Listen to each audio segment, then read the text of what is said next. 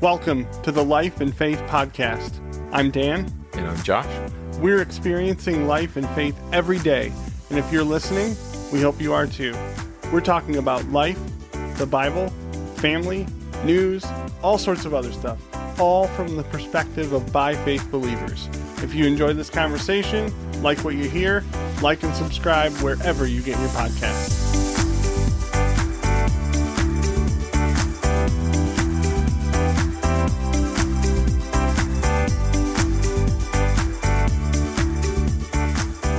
So we've answered a few questions here. I'd like to go into kind of a funny story here because I feel like this story represents well a little bit of our thinking about sometimes we really want something to work out and we're praying for it. And we're like, God, I want this next step in my life. Please give it to me. Like, please do this. And we may couch it in flowery words.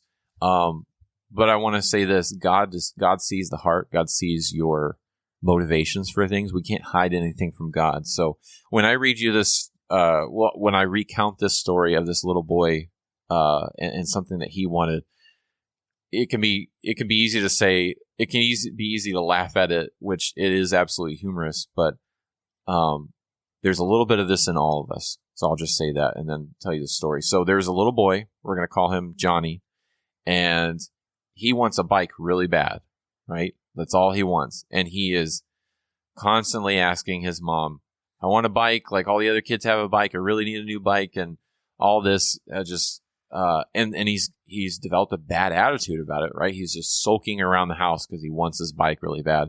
And his mom, seeing this as a teaching opportunity, tells Johnny, you know what? You may want this bike and God can give you a bike. God can provide a way for you to have a bike, but he'll likely not give you a bike as long as you're acting like this. Your attitude stinks and you need to work on your attitude. And so she tells him to go off and pray about it. And so he goes to his room and he prays and he says, God, I really need a bike. I really deserve a bike. You should give it to me. I super deserve this bike. So this little boy, he's praying for a bike. And then he realizes, okay, he remembers what his mom just told him. He's like, that's probably not going to work. So he would say, God, please, if you could give me a bike, I will do X, Y, and Z. Mm-hmm. And he starts like trying to, and how many of us have prayed that way before? Like, God, if you'll just do this, then I'll do this. And kind of like trying to bargain with God. And finally, he even realizes, I don't even think that's going to work. So he gets this idea and he just, he's been in there a long time. His mom's like, wow, like he's really, maybe I did the right thing by making him pray. He's really giving a lot of attention to this. And then he runs out of his room and runs out of the house. And she's like, man, maybe God spoke to him. Maybe something happened in the prayers. And she's really encouraged by it. And he runs all the way down the road to this little Catholic church building. And he runs down the aisle really quick. He goes inside and he grabs this little 18-inch statue of Mary. And then he runs all the way back to his house and he runs in there and she sees it and she's like, I guess maybe he thinks that will help him pray or something. She's really confused at this point. But he goes into his room and the next thing's out of his mouth is, God, just so you know, I have your mother. If you want your mother back, give me the bike. So how many of us have, like this little boy, we may not, have in those kinds of immature wording, but it's like, God, if this doesn't work out, I don't know what I'm going to do, like kind of getting really frustrated. So hopefully that's a funny story for you. But, how much of this little boy, at least to some degree, is in all of us when we're trying to pray and seek the will of God. Because really, that's the struggle, right? I heard it said many times that at any given point in your life, there is one of two people sitting on the throne of your heart. It's either God or yourself. So before you can discern the will of God, before you go down that path, you've got to be keenly aware of like, am I sitting on the throne right now? Am I doing these things in the flesh? Is God on the throne of my life? And you may say, well, I prayed today and that happened. But you know what? 3 hours down the road in your day, it could be the flesh there again. You could be serving yourself. So it's one thing that we've got to constantly pray about. Another thing kind of along the same lines, we can't expect God to give us everything that we pray for. Sometimes it comes in a way that we didn't, that we didn't perceive would happen. Like we're asking for one thing, it happens different, but we find out like God actually allowed the better of those things to happen to us. A case in point, one case in my life is my whole life I was born and raised in like the Dallas-Fort Worth Metroplex area of Texas. I had never lived out of state. In fact, I never lived out of a different home. I had always lived in the same house my whole life. So I didn't branch out much. I went for a couple of years to Tennessee to attend a college when I got older. Then I moved right back and finished the last 2 years at a sister college in the Fort Worth area. And I was really praying about God leading me in a certain direction. I felt like God was calling me into ministry at some point, working in a church. And I went to a lot of different churches around that area after I had graduated, and I was looking to be involved. And I talked with the pastors a lot. I came and attended services. Some of them let me preach. And I was knocking on all the doors, right? And then eventually God expanded that scope to where I was like, maybe I don't need to live in Texas my whole life. Like, I really want to.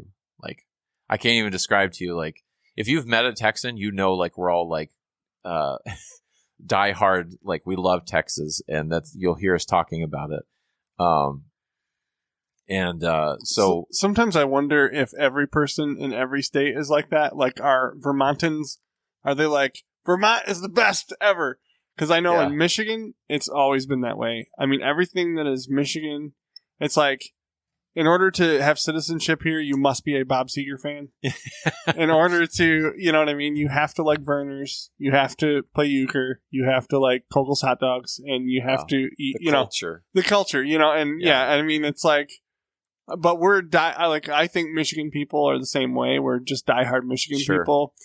We love our teams. We love our, you know what I mean? Even though we've had varying degrees of success over the years with our different sports and everything like that, but we are diehard Michigan people. And I'm born and bred. I couldn't live anywhere else. I mean, we've talked about moving to other states and stuff like that, but I wonder, like, when you were in Tennessee, did you find that Tennesseans were like diehard Tennessee people, or do you think it's like that in every state? So it's kind of a loaded answer, but I will say this. I think you're always going to find that group of people in every state that are like diehard, like, I'm never leaving the state. I love the state. I think where you get varying degrees is each state has like a percentage of how many people are like that. Like, there's some people who are like, oh, I'm just living here because I don't want to bother moving out or something like that. Yeah. And you see this mass exodus already from like California to Texas right now because of the economy. That's got to freak out the Texans. Yeah. It is. Cause like the culture there, we just talked about it. Every state has their culture. It gets rocked when that happens. But I will say this, I probably can't go out on a limb and say that Texas has the highest percentage of people that are diehard for that state, because I don't know that. There's no way of getting the data on that, I guess. Well, I'll tell you this. Like, I know a handful of people who lived in Texas. Our mutual friend Ozzy, that guy loves Texas. Yeah, you're a born and bred Texas person. Yeah. I get it. You know what I mean? My wife and I talked about potentially moving to the Northwest at one point, because we were like, that seems like a really cool area of the country, and neither of us have been there, and we're sort of like, we're our own people. We can go wherever we want, and I have work that I can do remotely and all this stuff. But then we were like, you know what? We have everything we need here. Mm-hmm. Everything we love here. The winters are great. The summers are just, they're hot enough, long enough for us to say, it'll be nice when the fall comes. And the fall is just absolutely amazing here. I mean, just really like, whew, like, I would put this fall up against any in the country. But I'll tell you that people I have known from other states are not as committed to their state as Texans are to theirs. And I'd say it rivals Michigan, if not, we have had the great Barry Sanders, Emmett Smith debate. Oh, yeah. And, Yeah. And, Smith, greatest running back. Oh, I'm second only to Barry Sanders, but yes. Okay. No, I'm joking. I don't want to rehash that because I'm definitely like outgunned. But, but no, I lost all of our Michigan listeners with that one statement. I know.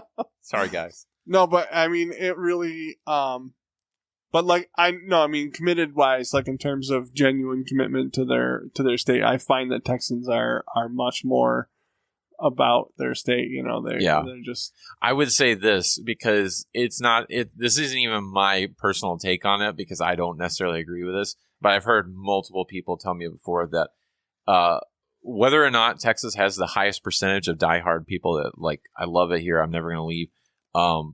They for sure, I've heard they're the most obnoxious about it. Like case in point, like I saw this thing one time where it was like, how to find where the Texans are. You just say, boy, it sure is hot here. And then they come barging through the wall like the Kool-Aid man is like, you don't even know what hot is. You call like, this hot? Yeah. Or you start singing like the stars at night are big and bright, and then they can't resist like finishing out the song. And even in my head, I just sang the rest of it. I bet you did. Yeah. I've talked to people from Texas on the phone, and I've heard that it's like 5 states. Yeah. Living there there are 5 different. Here in Michigan, there's 3 sections, but there's 5 in Texas, is what I've heard. There's 5 probably definable states, if you will, but then like even like sub-states, you could say like within those, there's such a melting pot of cultures there.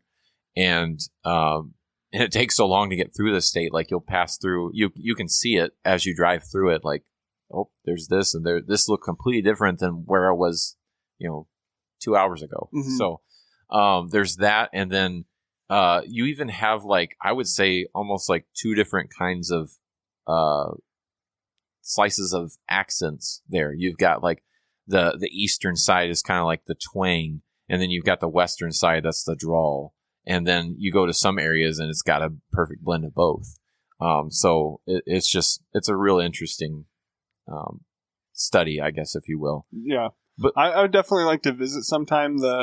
The idea of going to live in a place that, like I say, we're not opposed to it, but I think we just go, does it really compare to what we have now? I mean, do we really, can we really envision not being here? Right. That just is crazy. Like, I love the idea of traveling. I definitely want to. Now we're getting to a period in our lives where that's going to be a possibility for us to do things like go away for 2 weeks or whatever. Our son's getting old enough. He's about to be, basically taking care of himself. And so my wife and I are like, well, I am anyway. I don't know where she's at with it. I don't, I might end up going alone. I don't know. Yeah. But I want to see other places, but I just couldn't imagine like calling any other place home. Yeah.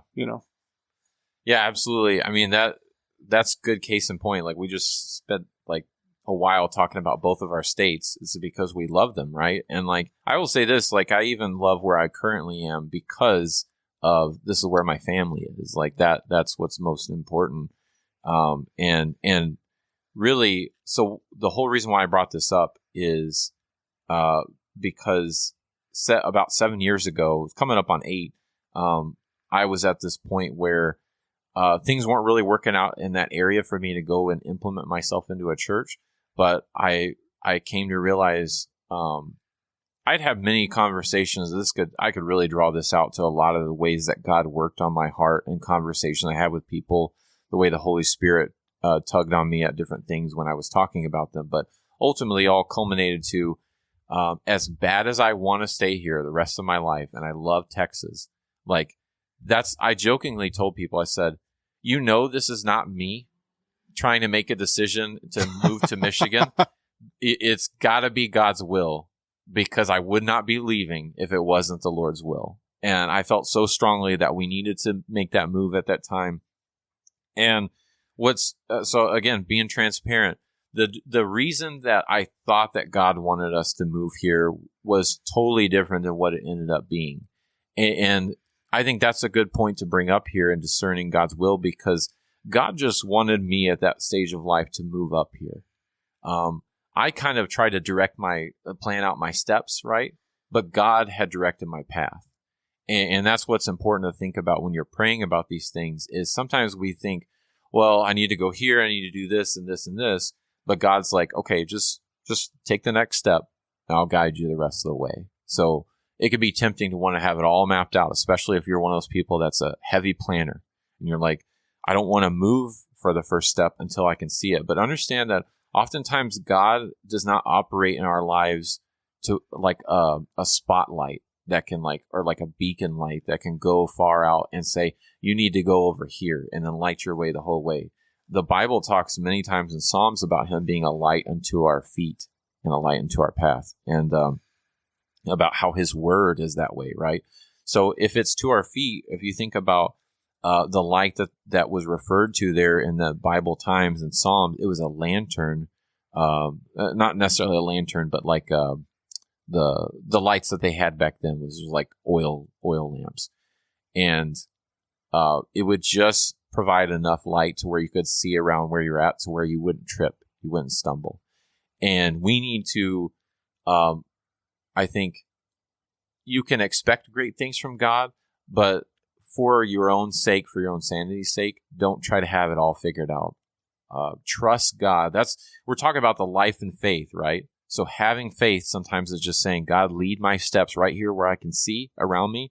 Don't let me stumble. And I trust that I'm going to get all the way down the road where you want me to go. When I designed the logo for our podcast, I really loved the idea of blueprints, because a life in faith is not a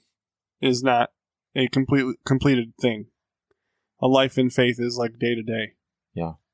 Yeah, absolutely. So we've talked about here about specifically, we gave that example of Johnny and the bike and about how we can ask for things, but we don't always get what we receive. I want to bring up this point because somebody brought this up one time, and it was a thought that had never even entered my mind before, but it was, so I'll go ahead and just for fun, I'll ask you this question, Dan. Did Jesus receive everything he asked for while he was on earth? No. He did not receive everything that he asked for. Yeah. Good answer. Yep. So probably what you're thinking of, you can let me know, but Jesus prayed 3 times actually in the garden before he was being led away and imprisoned and later to be crucified, that this cup would pass from him, right? He prayed because he knew what was in store for him. He knew what his purpose was to do. He knew the will of God, if you will, for his life. And he knew the agony that he was going to have to go through. And the Bible says he had so much trepidation about it, like it was sweat drops of blood that came. And that's an actual like medical phenomenon you can look up when somebody's just under an immense amount of pressure. And I can't even imagine being in that position. But here's the defining moment for that we need to understand, is that even though Jesus asked for those things 3 times, he ultimately concluded with, nevertheless, let your will be done. And he said, he had a will for himself, but he yielded his will for God. And he did that for our example. And even Paul, he prayed 3 times for his thorn in the flesh to be removed. And guess what? It never was removed. And here's what he had to say about it. This is, I love this verse. We'll probably read it multiple episodes, but it's a great application here. And so Paul says, and he said unto me, speaking about God, this was the answer God gave him when he prayed 3 times for God to take away the thorn in the flesh, if you will. God said, my grace is sufficient for thee, for my strength is made perfect in weakness. Most gladly, therefore, will I rather glory in my infirmities, that the power of Christ may rest upon me.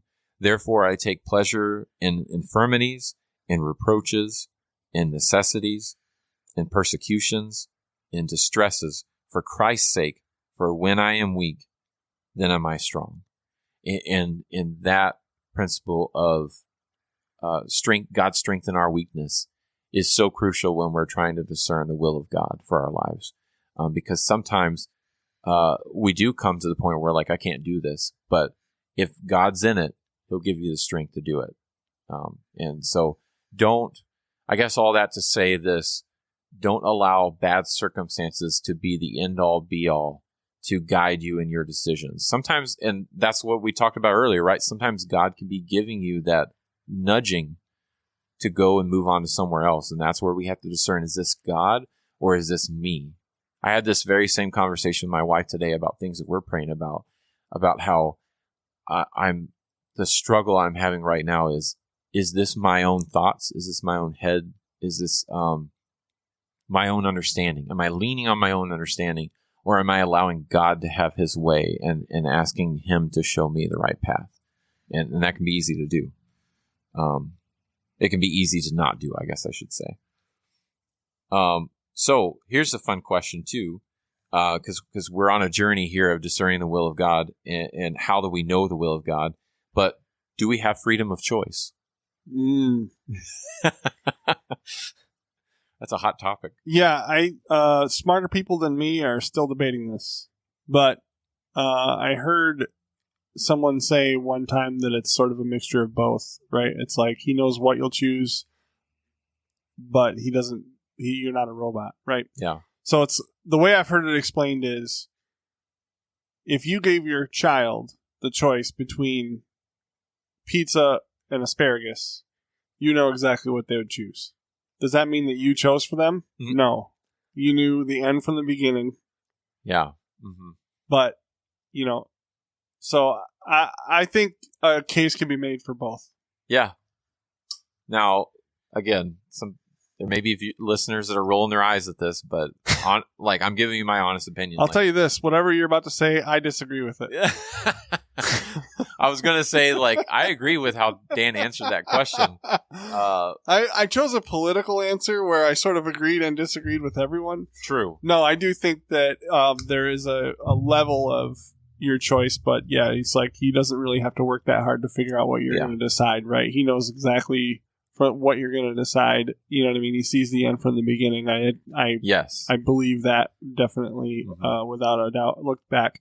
I've heard it explained where I've witnessed this in my own life, where when you're going through something, it feels like chaos, right? And then when you turn around and look behind you, you see it's a perfectly woven path. Yes. Yeah, absolutely. Yeah, if you've been listening to our podcast episodes, you will likely at this point probably gone through the episodes where we had my dad on and he shared about his book, and he absolutely, that's kind of the high level overview of the whole story that he writes in his book about his life, obviously, if you haven't listened to that episode, and how he met my mother, how God orchestrated all that. It didn't make any sense to him at all when he was going through it. But looking back, he's like, wow, God had a plan through it all, and he was working every step of the way, even when I didn't know that he was working. And I would echo that in my own life as well. We never mentioned that he was your dad. Oh, really? Yeah, we never said, this is Josh's dad. I think early on in that, I was saying something like, I get the unique perspective because it's about my mom and my dad. Yeah, yeah. So maybe we didn't expressly say Well, we didn't expressly say. I guess I kind of implied it. Well, you did, but, I mean, you could draw that from it, but we never, even in the beginning, just said, by the way. By the way, guys, this is my dad. Wow. Gee golly. All right, so getting off of Mickey Mouse. Dan Stein over there. Oh, man. So we're talking about the freedom of choice, and really this could be a whole episode in and of itself. So I won't belabor the topic, but give a high-level overview, and that is no human being can fully know the mind of God and how it all works. And I'm so thankful that salvation, for example, how God makes all that stuff works, and what's free will and what's his sovereignty, I'm so glad I don't have to understand that fully to be saved. I just have to understand the simple, clear-cut gospel that you see, especially those verses in Romans. I just have to follow that. And the Bible says, whosoever shall call upon the name of the Lord shall be saved. Mm-hmm. The most definite language that the English language could have, right? Yeah. Now that is the will of God. Yeah. Now that is the will of God that you can take to the bank, and I love that. I'm great that you said that, Dan, because that's going to go into this last little segment here perfectly, because we're going to go through some defined wills of God, generally speaking, And that is number one. So you've already hit it. But yeah, like, so the freedom of choice, the Bible both speaks to God having sovereignty and us having a free will. And how that all works, that's not for this episode. I would tell you yourself search that out, find some people who really know the Bible that aren't looking to just be intellectual and, what was that called? Waxing eloquent. Yeah. Don't go to the waxing eloquent people. Go to the people who are really spirit led, who love the Bible, will just point you back toward the Bible. Those are the best people to go to on that subject. So all that to say, we do have the freedom, at least it sounds like Dan is on the same page as me. We have the freedom to do what seems best. That is a biblical idea of God saying, I want you to discern what is my will. I want you to discern what is the best choice for this next step of your life and do it. Follow that. So this is where, like I said, good biblical wisdom and counsel from others comes in. So all that to say, like, what kind of attitude should we have in possessing this freedom of choice? Well, I'm about to go into some more greater details that will hopefully help you, like it's helped me to discern these things. But what kind of attitude should we have about it? Like, what I'm about to go into should be liberating to you to feel like if I'm doing these things, then I should be able to go and act, and that will be I will be following the will of God for my life. But all these, while they are freeing and liberating, we should have an attitude of humility about it. It should not be one of pride. If you have made up your mind and somebody who is a fellow believer, has made good life choices, has a history of it, and they're just sound counselors in your life, and they come up and they try to talk, they just try to talk to you about it, right? They're not even telling you, don't do that. They're just saying, have you considered this? If you automatically just put up a hand and try to stiff arm them away and saying, I know what God's will is, don't talk to me about it, I don't want to hear it. That is not at all the attitude. I would say you have to keep yourself in check that way, because if you have that attitude, you're probably not in the will of God. Mm-hmm. That may be bold of me to say here in this podcast, but your attitude is a reflection of that. And if a person who's truly secure and confident that they're doing what God wants them to do, it doesn't matter if other people come and they're critical of it, because you've got the confidence of the Lord. You can hear them out. You can consider it. And then maybe God slightly alters where you're going. All I know is the attitude should be one of humility, because God says he resists the proud. Well, you have to be careful about some people, having sort of their own hang up. You really should get to know a spiritual mentor. Because some people, you'd have to do a spin move like the greatest running back ever, Barry Sanders. Oh, man. And to get around that person, because you just never know what their motivations are unless you know that person super well. It should really be like there's safety in a multitude of counselors, but you should have sort of a discernment about who you're actually getting. Because two counselors are not equal, right? That's why it says a multitude. Yeah. Right? Mm-hmm. So I did that just for you. You're laughing because you can see the gears spinning in my head. I'm sitting here contemplating, like, if I want to go You said stiff arm, and you didn't say anything about Emmitt Smith, and I thought, I'm going to work in Barry Sanders to this. I'm over here mulling over, like, what examples can I give of, like, Emmitt Smith having the greatest rushing yards, the highest amount of rushing yards. It's like rushing yards. There's nobody who does it greater than... No. Okay. I need to get off of this. Lord help me. Like I said, from Texas, that's my roots. I was so waiting for this moment just to say that after you said the word stiff arm, I was like, it's gonna... Dan checked out everything I said past that point. I'll have to be careful about my football analogy. No, I am serious, though, about getting counsel from certain people, because you have to be careful about... Absolutely. Especially for new Christians, you have to, like, if you're the person who helped you come to know the Lord, I mean, good stuff, you know what I mean? Good for them, and that's really awesome. But now that if you're a new believer, I'm a person who, I've had one or two really good mentors. Like the pastor that was pastoring the church that I got saved at was a great mentor, especially for that time period of my life. And since then, the majority of mentorship I've gotten have been from Christians to the left and right of me. So it really is like one of those things where you just need to sort of be discerning and take seriously who you're listening to. Like you said, if they draw you back to the Word and it's consistent and it makes sense, then that's a really good. There's certain people I would take advice about parenting from, and certain people I would take advice about work life and leadership. You know what I mean? And not everyone is a basis for theology. Not everyone is a basis for parenting advice or marriage advice, So you just have to have that sort of discernment at that point too. Again, Spirit-led discernment. That's a good point to make too, Dan, that just because somebody's weak in one area of life does not disqualify them from talking to you about any other aspects of life, or it also doesn't qualify them either.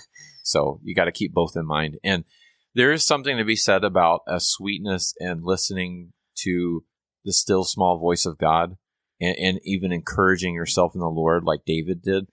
So there is that moment where I believe at least, and you're welcome to disagree with me if you want, Dan, or even listeners here, but I believe that you should start out saying, I'm gonna shut out the noise of other people right now, and I'm gonna really just pray and bathe this thing in prayer, ask the Holy Spirit to lead me. And then after you've done your best, like you're probably a lot of times still gonna need some help after that point. So God maybe take you, so many yards.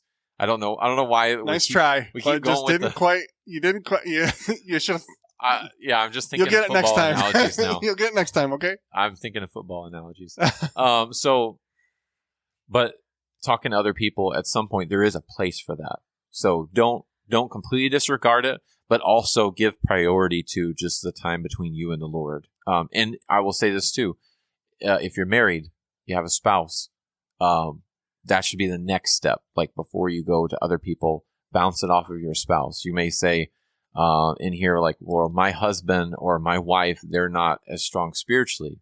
Doesn't matter. You're married to that person.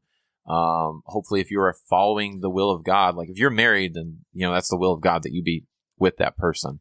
So if there's a place there for talking with your spouse, because God can sometimes use them and what they're feeling to help guide you. And that's ultimately what it is, right? I may be saying start off with God, but every step of the way should be God. It should be, while I'm talking to my spouse, God, what are you trying to speak to me about through my spouse? And then when I go to wise counselors that Dan and I just talked about, God, what are you trying to say to me through this? They may be expressly saying this, but God gives you something that maybe isn't even something they've said expressly, but you've discerned it through the conversation. Sometimes just bouncing ideas off of somebody, God can lead you in that. It's not even necessarily anything that they say. It can be, but God will lead you you need to have that. If you can, you need to place yourself in that safety of counselors. You've been listening to the Life and Faith podcast. We hope you enjoyed it. Stay up to date on all our episodes. Like and subscribe wherever you get your podcasts.